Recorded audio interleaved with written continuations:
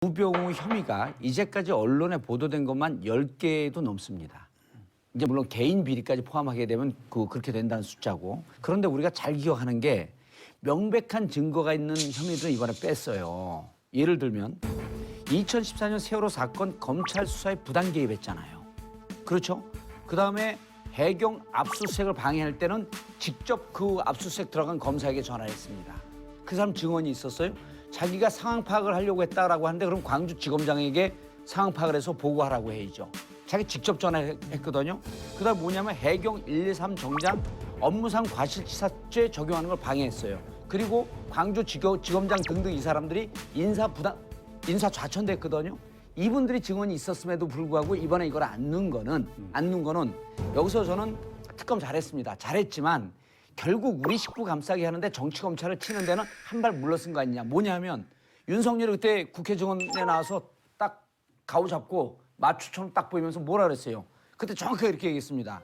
나는 사람한테 충성하지 않습니다. 조직에 충성합니다까지는 안 갔어요.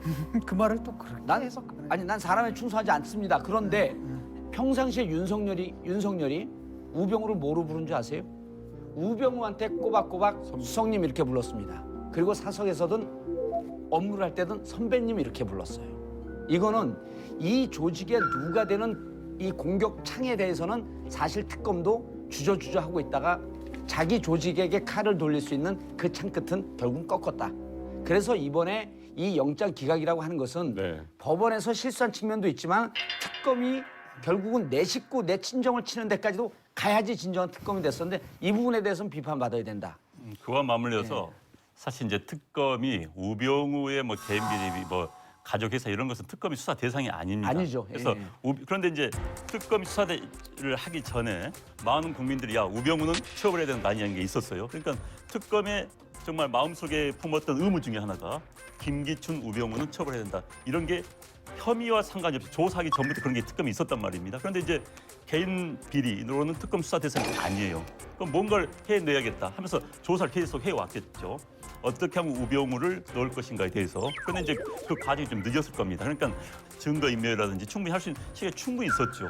우병우 전 수석은 전문가 아니겠습니까? 그래서 우병우에게 충분히 그러니까 가장 마지막에 우병우 수석을 조사했던 것 자체가 저는 굉장히 패착했다 생각해 보는 거예요. 특검이 이번에 수사를 하는 데서 제가 보기에는 과연 방향을 아주 치밀하게 잡았는가 여기에 대해서 의문이 있어요.